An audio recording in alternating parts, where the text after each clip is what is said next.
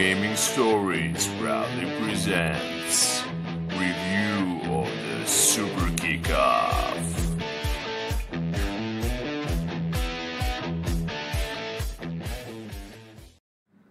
Alright guys, today we'll be reviewing Sega Mega Drive game called Super Kickoff. Super Kickoff is just another alteration of popular Kickoff franchise. First Kickoff game was published in 1989 by Enco Software for Atari ST and Amiga. Game even won some awards and was quite popular amongst football fans. Good thing about this game is there is no soccer word written on its cover. Oh wait, here it is. Europe's #1 soccer game with battery backup. Oh man, this version is for the Sega Mega Drive. Wouldn't it be more appropriate just to write Europe's #1 football game? Because no one in Europe called this sport a soccer. This is football. Oh, that sounds exactly like some other game name. Can you imagine NFL games for Sega Genesis with description on its cover, America's most popular rugby game? Maybe it's not the same comparison, but you get the point. On the back of the game case, publishers decided to be super humble because this game is Super Kickoff and call this game the greatest console game ever. Oh boy, could this be the biggest hidden gem in gaming history? I can't wait to pop up this game to my Sega Mega Drive and find out. Okay, we start with uplifting music theme and the main title screen is colorful. Now we are in the main menu.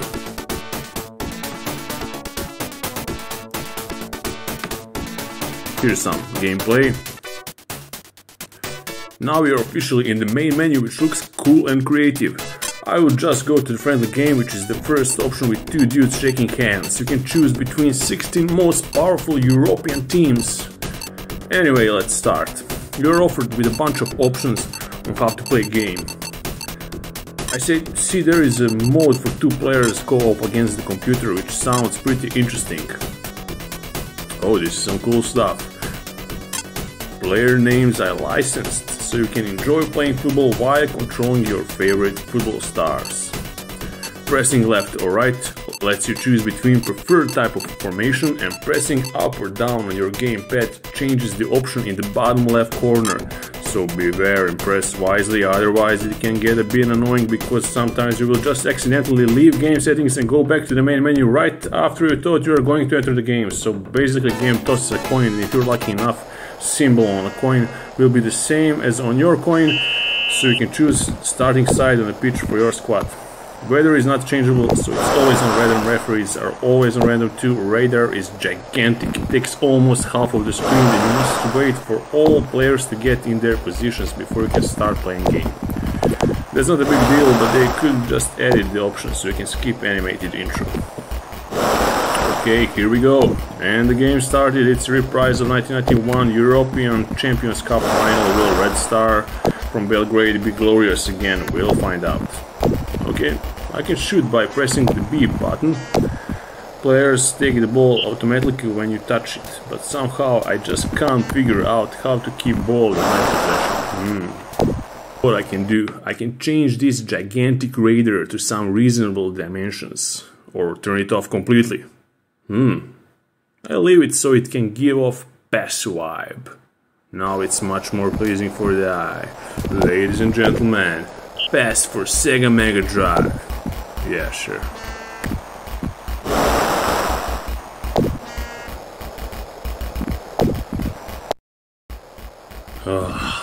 I can't keep the ball.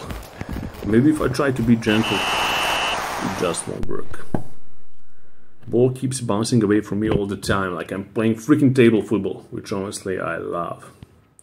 And the first half is ended without the goals, and yes, you have to watch the whole damn animation of all players leaving the pitch. So my advice is prepare snacks for this game, or some cup of coffee, or your favorite drink. You can eat pizza if you want.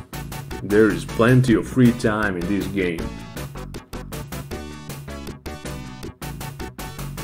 At the start of the second half, here is more time for you to practice mindfulness and Tai Chi.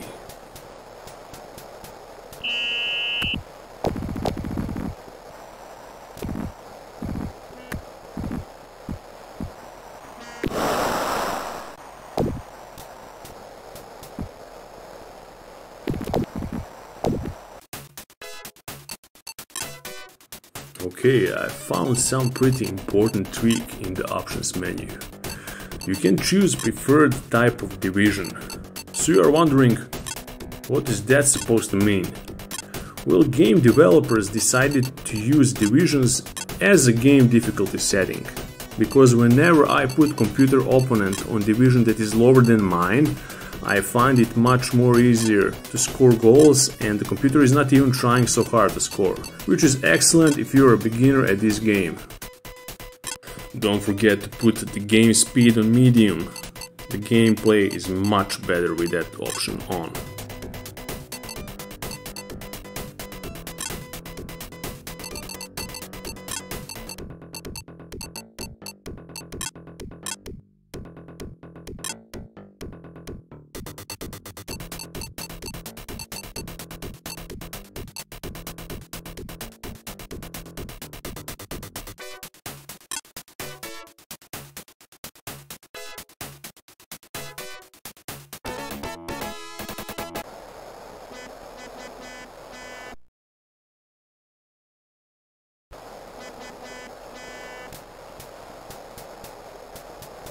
Anyway, let's continue.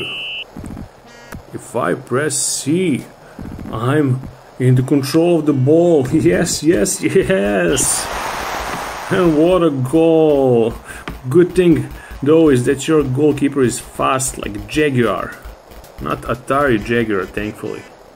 So he can keep my goal while I'm trying to figure out the commands. Or eating pizza.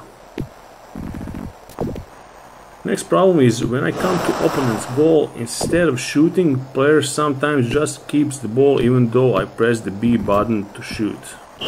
Pressing the A button does nothing when you're attacking. Apparently you will have to keep your eyes on the ball. Yeah, what a piece of advice.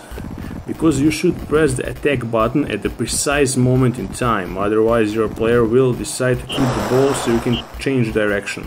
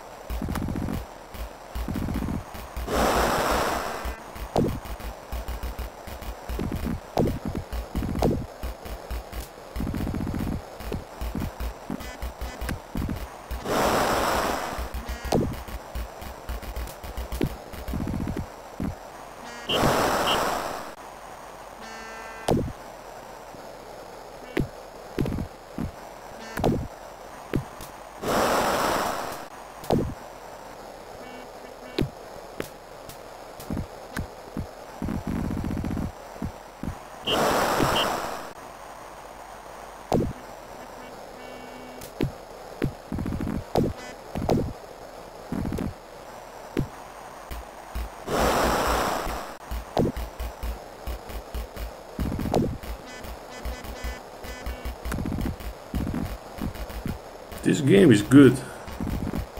And I attack and shoot, and it's a beautiful goal. Yeah. And here is beautiful replay option. This game doesn't suck at all. You can slide tackle your opponents. Sometimes you will be booked, sometimes not, and sometimes referee doesn't even stop the game. So you can win the ball with a tackle without making a foul, which is cool. I guess it depends on the referee, so having different referees adds a nice touch of realism to this game.